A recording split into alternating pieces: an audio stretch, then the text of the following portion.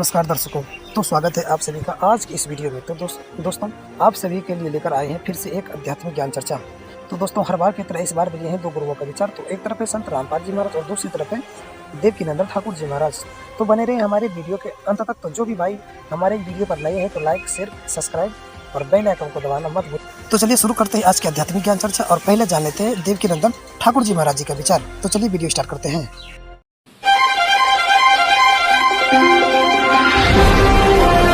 बोले मेरे मित्र बन जाओ।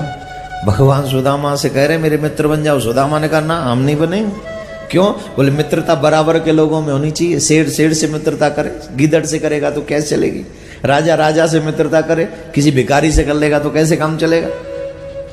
सेठ से मित्रता करे।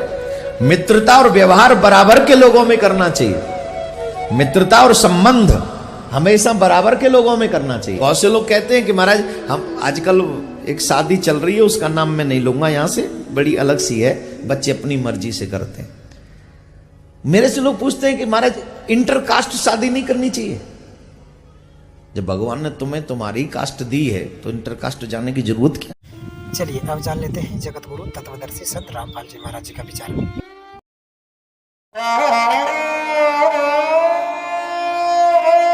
तो ये जाति कर्म से है, अपनी जन्म जात से नहीं होती।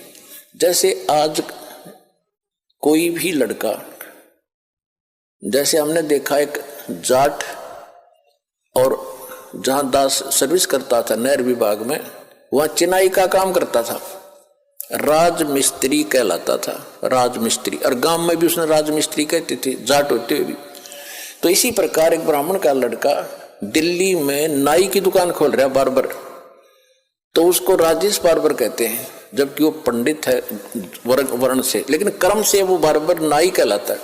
तो इसी प्रकार हमारी ये जातियां बनती चलेगी, ग्रुप बन गए। फिर क्योंकि पहले व्यवसाय परंपरागत होते थे और उसी परंपरा में विवाह होना इसलिए कंपलसरी था, क्योंकि जैसे एक जाट की लड़की और कुम्हार का व्याधि, तो जाट का व्यवसाय कुछ और है और कुम्हार का कुछ और, जाते सारे बर्तन फोड़ेगी। और कुम्हार की लड़की कुम्हार के ब्याही जा तो उसको पहले ट्रेनिंग होती है उस काम की, वो ठीक जाते ही रलमिल हो जाती थी।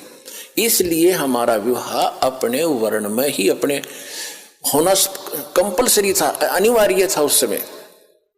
इसी तरह किसान की लड़की किसान के ब्याही जाती थी तो वो काम से पहले ट्रेंड होती थी, झगड़े ना बढ़ते, काम खराब नहीं होते थे। तो अब समय बदल गया है, व्यवसाय भी काफी बदल गया है। तो इसमें अगर इंटरकास्ट शादी होती है तो कोई दिक्कत नहीं, क्योंकि हम मनुष्य हैं, हम एक पिता के बच्चे हैं और हमारा एक ही उद्देश्य है, यहाँ से मोक्ष कराना और सतलोक जाना। वहां कोई झगड़ा ही कोई नहीं। पूरे विश्व में एक मानव पंथ रहेगा और कोई ना जाति ना कोई धर्म अलग रहेगा। जीव हमारी जाति है, मानव धर्म हमारा हिंदू मुस्लिम सिख ईसाई धर्म नहीं कोई न्यारा। इस काल ने हमें इस कलयुग में विभाजित कर दिया। कलयुग से पहले आप पिछली हिस्ट्री देख लीजिए, अपने इतिहास बहुत लंबे चौड़े हमारे पास रखे हैं। कोई धर्म अलग नहीं था, द्वापर तक कोई भी मजहब नहीं था, 4 वर्ण अवश्य थे।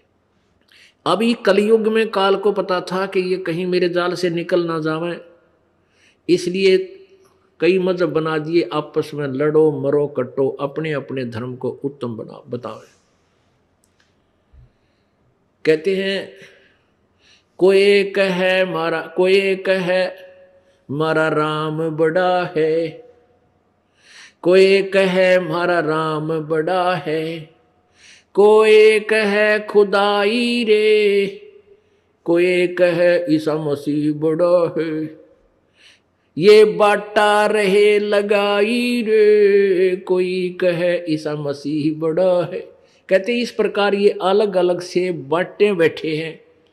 कोई नो कहे हमारा राम बड़ा है, दूसरे कहे हमारा खुदा बड़ा है, कोई कहे ईसा मसीह बड़ा है। कहते नो बाटे बैठे अलग अलग से।